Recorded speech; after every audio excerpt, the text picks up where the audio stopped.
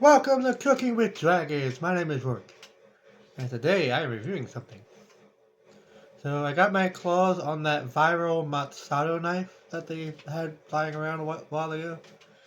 Seen it on Facebook and stuff like that.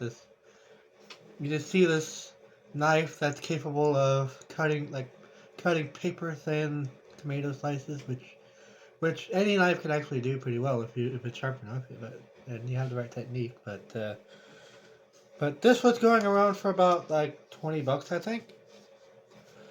Some were even offering it for free just for shipping, which I think was still $20 either way. But let's see. It says we've created the most exceptional kitchen knife the world has ever seen, and then it has the same message in other languages. Nos avons créé le couteau de cuisine le plus exceptionnel au monde. That's me trying to pronounce it in other languages. So, it's a 5.9-inch knife. So it's made of stainless steel. Yeah, but this is supposed to be a really good knife. So I thought I would put it to the test in this review. So I have a couple of things I'm going to try it with. I have this tomato. See how thinly I can slice it. Another thing I'm thinking of going with is this clove of garlic, seeing how well it slices and minces that. And of course, the last test, just a piece of paper. To see how well it cuts through a piece of paper. This is just a receipt paper that I had a while ago, so yeah. Alrighty, so let's get out of the box and see how it looks. The blacksmith heritage at your fingertips. And then the front of it says, each knife requires 138 steps in over 2 months to be made before going through rigorous testing. I'm not sure what that means, but I guess we'll find out. Yeah. And there's the inside. It has a nice cover, I guess. There's some offers, I guess, and a little black envelope if you want to blackmail somebody. No, okay. Get it out of there.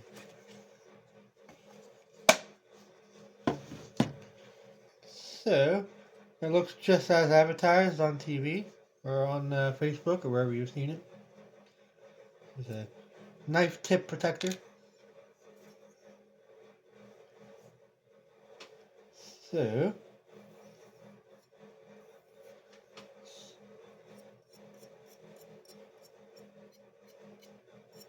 doesn't feel very like razor sharp to me, but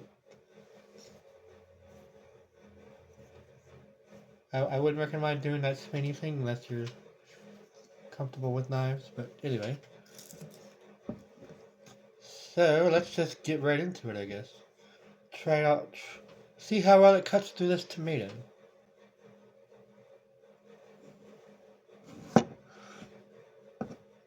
See how thin I can slice it.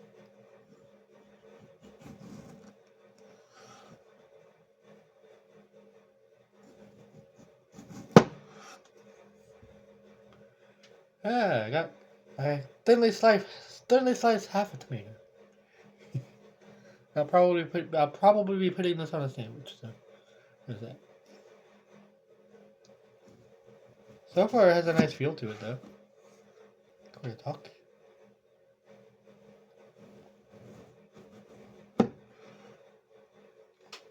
Oh, almost got it.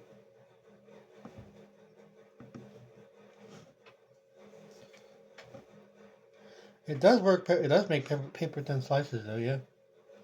So it does that pretty well. It's just a matter of getting the tomato right. Really.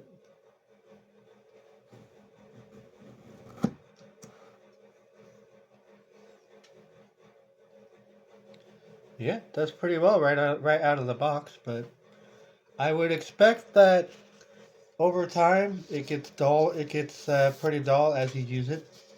So there's probably something like that to consider, especially when you have like acid from these tomatoes that tends to wear these down faster. So, alrighty.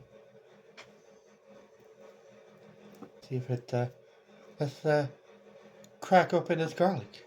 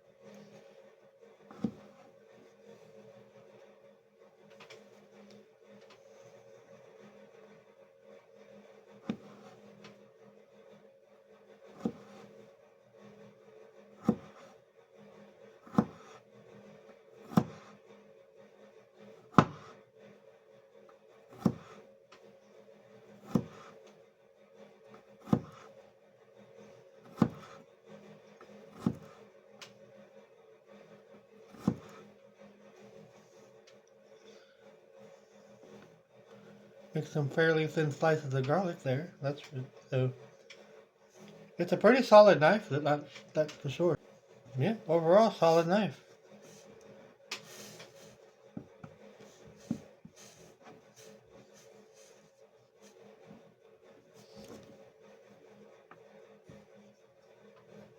It doesn't scoop very well, so there's that.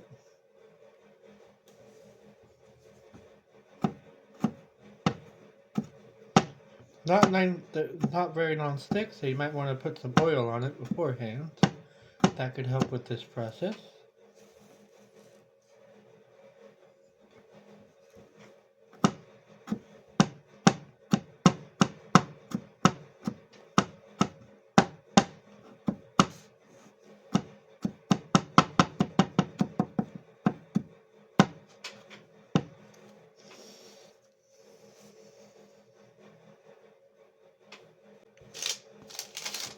And of course, the paper test.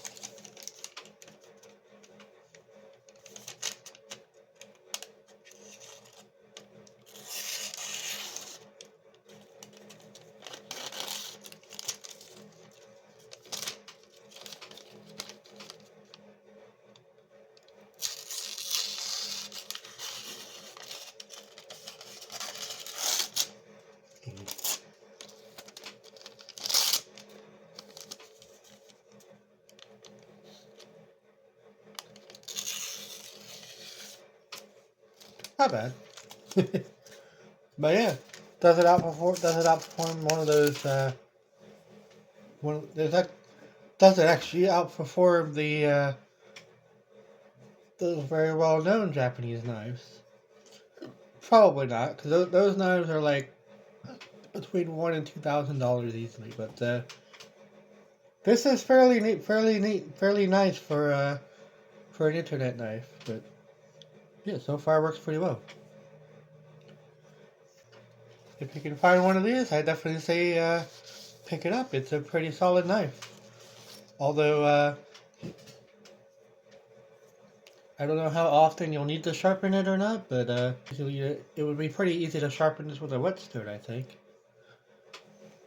Especially with that hole, makes it easier to control a little bit. So, but yeah, either way, solid knife. All right, Matsato Knife, check it out. Thank you for watching. My name is Rourke from Cooking with Dragons. We are exploring the world of food, so you just have to keep on feeding the fire.